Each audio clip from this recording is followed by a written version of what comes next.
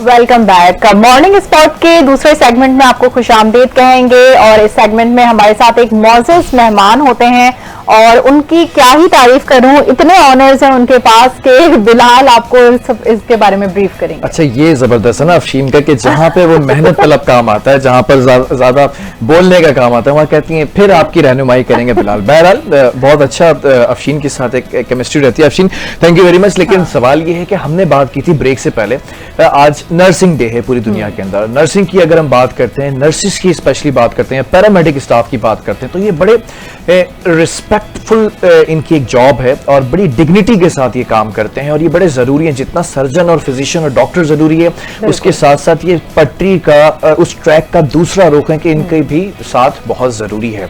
इसी असना के अंदर हमने आज एक ऐसे पर्सनालिटी को बुलाया है who has done everything in his life, सारे ऑनर्स इनके पास हैं। और अभी जो पाक इंडिया कशीदगी थी और जो पूरी जंग हमने फतह की और हमने जीती है, तो he is more like that कि इनके पास भी एक एजाज ये हासिल है। नेवल कमांडर हैं ऑनरी, और ये ही इज वन ऑफ दोस्त के जिनको पाक अफवाज ने एक यूनिफॉर्म बतौर ऑनर, बतौर एजाज पहनाया और इन्होंने अपने जिस्म के ऊपर वो लिबास ज़ेबतन करके मुल्क और कौम की जिस तरह खिदमत की है, पूरी दुनिया में इनका नाम माशाल्लाह से, इनकी ऑर्गेनाइजेशन का नाम जाना जाता है। न सिर्फ हमने इनको कोविड के अंदर बेहतरीन तरीके से पूरे 24 घंटे 7-7 8-8 दिन हम कॉल करते थे कि आप थोड़ा सा आराम कर लिया करें, थोड़ा सा सो जाया करें। कह रहे नहीं, इस वक्त मेरी इस कौम को जरूरत है तो मैं काम करूंगा। और कौन सा ऐसा शोबा नहीं है कि जिसमें इन्होंने अपनी खिदमत अंजाम दी। मैं उसी तरफ आ रहा था। अगर हम आगे बढ़ते हैं मेडिकल स्टाफ से, मेडिकल डिपार्टमेंट की टीम से आगे बढ़े, तो हम आ जाते हैं इकोनॉमी के ऊपर। इकोनॉमी के ऊपर अगर हम फेडरेशन की बात करते हैं, चैम्बर ऑफ कॉमर्स की बात करते हैं, तो यहाँ पर भी इन्होंने अपना लोहा मनवाया। और अगर हम बात करते हैं इसके साथ साथ आगे जाते हैं न्यूज इंडस्ट्री की, मीडिया इंडस्ट्री की, तो यहाँ पर भी ये बड़े चैंपियन समझे जाते हैं। और अगर बात करते हैं हम खवातीन के हवाले से, क्योंकि वो सोसाइटी का बड़ा अहम हिस्सा होती है, तो वुमेन एम्पावरमेंट के ऊपर इनके पास जितनी यंग एज, जितने जो खवातीन हैं जो अपने घरों को सपोर्ट करती हैं, जो अपने घरों की किफालत करती हैं, जितनी इनकी ऑर्गेनाइजेशंस में देखी जाती हैं, कहीं नहीं देखी जाती। तो हम बात कर रहे हैं इस वक्त डॉक्टर फरहान ईसा अब्दुल्ला साहब की, बल्कि मैं दोबारा नाम ले लेता हूं, naval commander professor doctor Farhan Isa Abdullah. अस्सलाम वालेकुम, वेरी गुड मॉर्निंग। अस्सलाम जी, थैंक यू सो मच जी, थैंक यू। खैरियत से आप? बहुत अच्छा, माशाल्लाह बहुत प्यारे लग रहे हैं, वेरी काइंड। और ये बैज आपके सीने पे जो लगा हुआ है ना, और जो दिल में आपके रिस्पेक्ट है इस बैज की, वो भी बहुत अच्छी लग रही है। जज़ाकल्लाह। और नहीं, thank you for the nice introduction. And मुझे भी बड़ा अच्छा लग रहा है आपके चैनल पे आके, आपका प्रोग्राम हम देखते रहते हैं और नया चैनल है, लेकिन आप लोगों ने इसका जो इम्पैक्ट है वो बहुत ज्यादा क्रिएट किया। बहुत मुबारक हो आपको। Thank you so much. Nursing day, और मैं समझता हूँ कि you are the best option, और इस पर बात करने के लिए बहुत जरूरी था, आपने भी वक्त दिया। क्या कहेंगे कि अगर हम पैरामेडिक स्टाफ की बात करते हैं, और आपका काम ही ऐसा, हमने कोविड में विटनेस किया आपको पैरामेडिक्स को और मेडिक्स को देखते हुए, कितना इंपॉर्टेंस रखते हैं ये लोग? और देखिए बहुत ही ज़्यादा रखते हैं, क्योंकि मैं जो हूँ वो बेसिकली सेक्रेटरी जनरल भी हूँ Pakistan private hospitals and clinics association का। तो सारे हॉस्पिटल जो पाकिस्तान की, उनकी एक एसोसिएशन बनी हुई है। और यकीन माने, हम तो खैर लैब इंडस्ट्री से हैं, डायग्नोस्टिक इंडस्ट्री से हैं, लेकिन बगैर नर्सेज आई थिंक ये सबसे स्ट्रॉन्गेस्ट पिलर है, नॉट फॉर अ हॉस्पिटल, सिर्फ पेशेंट के केयर के लिए नहीं, लेकिन पूरी वेलनेस के लिए। Nurses are the backbone of the industry, और ये इतना इम्पोर्टेंट प्रोफेशन है कि जितना इसकी तारीफ की जाए और अप्रिशिएट किया जाए और रिस्पेक्ट की जाए वो कम है। और अच्छा, एक और चीज बताऊं कि ये एक बड़ी अच्छी अपॉर्चुनिटी भी है। ये अच्छा है कि हम लोग आज सेलिब्रेट कर रहे हैं, क्योंकि दुनिया भर में इंक्लूडिंग पाकिस्तान नर्सेज की बहुत शॉर्टेज है। और अगर हम इस प्रोफेशन की जो हाईलाइट है, जो इम्पोर्टेंस है वॉर में खास तौर पे देखी गई है, वेरी गुड, इसको और उजागर करें और लोग और इस पेशे की तरफ आए, तो यकीन माने पाकिस्तान में और इंटरनेशनली इसके अंदर बेतहाशा जॉब अपॉर्चुनिटीज हैं। ठीक है, और हम काफी ज़र मुबादला बाहर से पाकिस्तान को भेज सकते हैं। आपने एक वर्ड यूज किया, war. So let's talk about recent war as a naval commander, uniform officer. क्या समझते हैं, क्या जज्बात हमारी कौम का और हमारी पाक अफवाज ने किस तरह से धूल चटाई है? How do you explain? देखिए, मैं तो ये समझता हूँ कि जो हम पूरी जो कौम है, क्योंकि मैं ब्रिज हूँ एक तरह से, बीच में, तो दोनों साइड की बात कर सकते हैं। कि पहली बात है कि यकीन माने कि इंडिया इतना बड़ा मुल्क है पाकिस्तान के हिसाब से, उसके पास बहुत वेपन्स भी हैं, बहुत सारी टेक्नोलॉजीज भी हैं, लेकिन आप यकीन माने पाकिस्तान के जो लोग हैं नंबर 1, वो जब भी कोई बाहर से एक्सटर्नल थ्रेट आता है वो यूनाइटेड हो जाते हैं।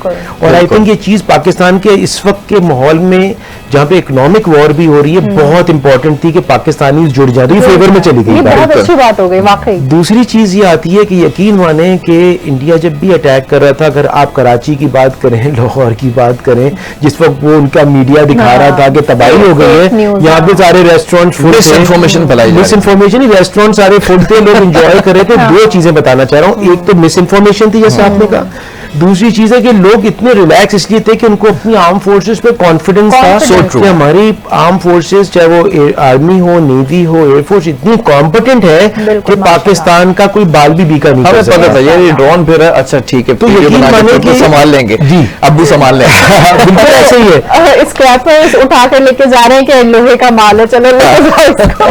और मैं आपको बताऊं कि इतना उनको कॉन्फिडेंस था कि पहले दुनिया को अंदाजा नहीं था कि हमारा जो अवाम का कितना ट्रस्ट है अपनी आर्मीज के ऊपर, क्योंकि वो एक मिस इन्फॉर्मेशन सोशल मीडिया से फैली हुई थी, लोग वही इंप्रेशन लेते थे। लेकिन इसमें अंदाजा आया कि एवरीबडी वाज रिलैक्स्ड और वो अपने काम से लगी हुई थी, कोई किसी चीज में डिफरेंस नहीं आया, कोई बिजनेस नहीं रुका, एक दिन की छुट्टी नहीं हुई, and everything was all in all. अच्छा, अब क्या हो गया है कि जो 5% लोग जिनको थोड़ा सा डाउट भी था वो भी खत्म हो गया, अब कभी नहीं होगा। अब सिर्फ उनको नहीं, उनकी आने वाली 7 नस्लों को भी डाउट खत्म हो गया है। तो मैं आपको वही बता रहा हूँ कि इतना अच्छा, उसके बाद माशाल्लाह हमारी आर्म फोर्सेस ने जो पेशेंस का सबूत दिया, मौका दिया कि जो मीडिएशन हो रही थी, जो रिजिलियंस के साथ उन्होंने अपने डिफेंस मैकेनिज्म को तो रखा, लेकिन साथ साथ उन्होंने कोई चीज ऐसी नहीं की जो एक्सटर्नल, यानी हमारी तरफ से वो बातें रिएक्शनरी, कोई ऐसा रिएक्शनरी हमारे पास वो चीजें नहीं हो जो इंटरनेशनल नॉर्म्स के खिलाफ नहीं हो, अंडर द बेल्ट नहीं हो, जो इंडिया कर रहा था। तो हमारी जो फोर्सेस का भी जो रिस्पेक्ट पाकिस्तान में तो थी, लेकिन दुनिया भर में लोग अप्रिशिएट कर रहे हैं कि एक दिन 2 दिन उन्हें देखा, अपने आप को प्रोटेक्ट करते रहे। मेरे लिए बजाती तौर पे बड़ा एक प्राउड मोमेंट 2 वक्त में आया सामने कि एक दफा जब डीजी आईएसपीआर ने कहा आखिरी press conference right before launching a missile, तो उन्होंने कहा just wait and watch what we gonna do. एक वो चीज जो उनका वो लोक था कैमरे की तरफ, और सेकंड चीज जो पाक फजाइया के जो चीफ हैं उन्होंने जब ये बताया कि 6-0 मतलब 6 हमने गिरा और 0, तो वो बड़ा जबरदस्त है कि आपने दुश्मन को तो धूल चटा दी लेकिन खुद को भी सेफ रखा, इतनी महारत के साथ किया। बिल्कुल सही है। और मैं आपको बात बताऊं, इसकी थोड़ी सी टेक्निकल डिटेल्स पे जाए, 6-0 इसलिए था कि अगर 40 जहाज आते तो 40-0 होता। यस। और आपको बताऊं कि ना सिर्फ कि हमारे पायलट्स, देखें जब आपका पायलट जा रहा हो और वो लिख के जाए कि मैं शहीद होना चाह रहा हूँ और अपना जज्बा दे के जा रहा हूँ, तो उसको डर नहीं होता, वो डरपोक नहीं है इंडियन फौजियों की तरह। दूसरी चीज ये आती है कि आप यकीन माने इस वक्त दुनिया का जो लेटेस्ट जहाज समझा जाता है रफेल, जिसकी जो कि तकरीबन $250 मिलियन का है, वो तक तबाह हो गए, वो दुनिया स्टंड हो गई, उसके सारे स्टॉक मार्केट की हमने तीनों तबाह बताने को। हाँ, तो ये बता रहा हूँ कि जो हमारे जो जहाज थे वो उन्होंने उनको जो चलाने वाले और वो जो टेक्नोलॉजी थी उसने भी स्टंट कर दिया। और उसके बाद जाहिर है हमारा दोस्त मुल्क चाइना जो हमेशा पाकिस्तान के साथ खड़ा है, और इस इवेंट के अंदर एक और दोस्त जो हमारा सामने खड़ा हो गया वो था बांग्लादेश। बांग्लादेश बड़ी बात है कि इंडिया में के पार्ट होते हुए भी बांग्लादेश ने पाकिस्तान का साथ दिया, और ऐसे वक्त में जबकि इंडिया को मजबूत होने की जरूरत थी, लेकिन उसके जितने भी मतलब एक तरह से वो खित्ते में आइसोलेट हो गए। ये मिथ भी खत्म हो गया कि वो इंडिया का पार्ट, जब तक मुक्ति बानी थी तो that was supposed to be a part of के वो पॉलिटिकल इन्फ्लुएंस है।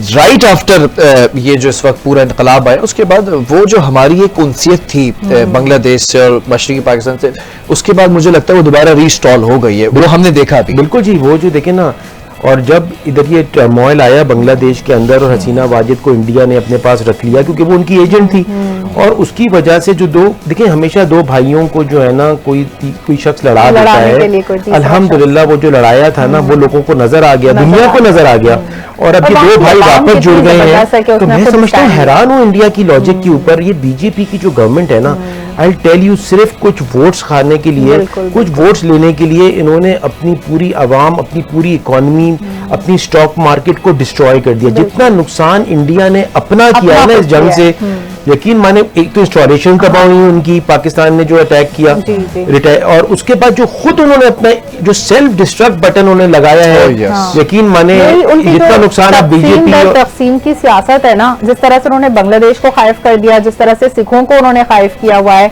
और जिस तरह से और दीगर उनकी कम्युनिटीज हैं जो उनके बरामन और वो जात पात का मसला है, हर तरह से इंडिया नुकसान में। देखिए इंडिया की जो रोमांस था ना दुनिया से, वो जिसकी वजह से इंडिया प्रोग्रेस कर रहा था, वो उसकी सेक्युलरिज्म थी, और वो सेक्युलरिज्म जो है वो मोदी साहब ने खत्म कर दी। तो अब वो जो दुनिया से रोमांस था जो इंडिया का, और वो जो उनके ताजमहल जो सारे बेसिकली हैं तो सारे मुसलमानों के ही बनाए हुए, लेकिन वो जो है ना वो सारा जो है ना मोदी ने डिस्ट्रॉय कर दिया। और आप देखिएगा अब जो इलेक्शंस आएंगे, अगर इंडिया के जो अवाम है वो वाइज हुए तो डेफिनेटली नहीं जीता सकेंगे। बहरहाल before moving forward to another topic related to nursing, मैं चाहूँगा कि इंडियंस को या फिर इंडियन अफवाज को कोई पैगाम देना चाहेंगे बतौर नेवल कमांडर? नहीं, मैं ये पहले तो ये बताना चाहूँगा कि आपने एक चीज़ ज़रूर है कि आपने आर्मी और एयरफोर्स की बात की। हमारी जो पाकिस्तान नेवी थी, उसी तरह नेवी वो बिल्कुल जी, वो बिल्कुल तैयार थी। और यकीन माने एडमिरल राजा रब नवाज जब कल प्रेस कॉन्फ्रेंस में आए, उन्होंने बताया कि हमें ये पता होना कि सबमरीन कहाँ है या उनकी वॉरशिप्स कहाँ हैं, तो दूर की बात है, जिस वक्त वो निकल रही थी इंडिया से, हमें वो टाइम भी पता था, और लोग कितने सबमरीन में हैं और कौन से वेपन्स हैं वो भी पता थी। आई थिंक इनसे तो उनकी रोंगटे खड़े हो गए होंगे। दूसरी चीज है, मैं अप्रिशिएट करूंगा ISPR के रोल को, और DGPR जो नेवी का है, इन लोगों ने, और ISPR के जो जनरल साहब ने जो है माशाल्लाह आके वक्तन फवक्तन जो अपडेट किया, आगाह किया, और ऐसी प्रेस कॉन्फ्रेंस में प्रेजेंटेशन के साथ सब कुछ बताया, अपनी सारी स्ट्रेटेजी से आगाह किया, अवाम को भी आगाह किया और दुनिया को भी आगाह किया। और उसके मुकाबले में जो इंडिया की प्रेस कॉन्फ्रेंस थी, वो उन्होंने तो मजाक बना दिया अपना दुनिया। और उन्होंने ये भी बताया, देखिए शुरू से आके उन्होंने बताया कि हम लोग इन्वॉल्व ही नहीं है, पाकिस्तान है जो टेररिज्म फेस कर रहा है, it is not India. Pakistan terrorism daily face कर रहा है। हमारी बल्कि कल भी पेशावर में सुसाइड बॉम्ब हुआ, हमारा बलूचिस्तान में रेगुलर चैलेंजेस आ रहे हैं, KPK में चैलेंजेस आ रहे हैं। पाकिस्तान तो खुद टेररिज्म में बेचारा फंसा हुआ है, लेकिन इंशाअल्लाह ताला जैसे कल की प्रेस कॉन्फ्रेंस में कही थी कि सारे, और हमारे तीनों अफवाज के लोग साथ बैठे थे, एक ही पेज पे थे, और अवाम भी साथ है उनके, कि अब जो है ये टेररिज्म भी खत्म हो जाएगी। मैं इंडियन आर्मी से ये जरूर कहता चलूंगा कि देखें, पहली बात है कि आपको स्ट्रेंथ्स पता चल गई हैं। देखें, पड़ोसी हम चेंज नहीं कर सकते, हम भी नहीं कर सकते, आप भी नहीं कर सकते। मेरे ख्याल से अब टाइम ऐसा आ गया है कि हम पीस की तरफ जाएं, हम बिजनेस की तरफ जाएं, हम इकोनॉमी की तरफ जाएं। हमारे पास आवाम गरीब है, इंडिया में तो बहुत सारे स्लम्स हैं, पाकिस्तान में तो हैं भी नहीं, और हम इसकी तरफ मूव करें और विजडम की तरफ मूव करें, और देखें कि हम जो हैं कैसे अपने एक दूसरे की मदद कर सकते हैं, कैसे हेल्प कर सकते हैं। लेकिन एक और चीज़ मेरी गुजारिश है कि इनको चाहिए कि खालिस्तान का जो है, सिख के जो चैलेंजेस हैं, ऑटोनॉमी उनकी होनी चाहिए, और आज़ाद कश्मीर, और जो जैसे पाकिस्तान में खुश हैं वो लोग, और कश्मीर के अंदर आपको पता है 60 लोगों के ऊपर एक फौजी है। इतनी ज़्यादा आर्मी आपने रखी, आपका खर्चा भी हो रहा है, उनको अपनी डेस्टिनी करने देना, उनको अपने फैसले करने दें। और मैं एक और चीज़ बड़ी अप्रिशिएट करूँगा कि जो डोनाल्ड ट्रंप का रोल था, देखिए मीडिएशन जो है ना वो बहुत इम्पोर्टेंट है, और सालिसी जो है वो चाहे वो बहुत सारे कंट्रीज़ में हो रही है, आई थिंक ये रोल बहुत ज़्यादा है, और हम इसको बहुत अप्रिशिएट करेंगे कि इंडिया ने उनसे रिक्वेस्ट करी कि सॉल्व किया जाए, बट दे टुक इट, और पाकिस्तान ने भी विजडम में, उनकी रिस्पेक्ट में और चीज़ों को रियलाइज़ करते हुए, और कभी भी सिविलियंस के ऊपर पाकिस्तान कभी भी नहीं चाहता कोई चैलेंजेस हों।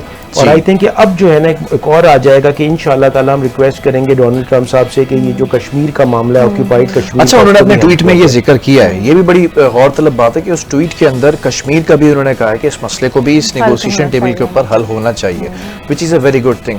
मूविंग फॉरवर्ड, ज़रा डायग्नोस्टिक इंडस्ट्री की अगर हम बात करें तो हम देखते हैं कि आपकी बड़ी कॉन्ट्रीब्यूशन है। दीज डेज क्या प्लानिंग कर रहे हैं करने की? हमने कोविड में भी देखा कि स्क्रीनिंग जो थी एयरपोर्ट्स के ऊपर, वो माशाल्लाह से आपकी तरफ से काफ़ी चीज़ों को सपोर्ट किया गया।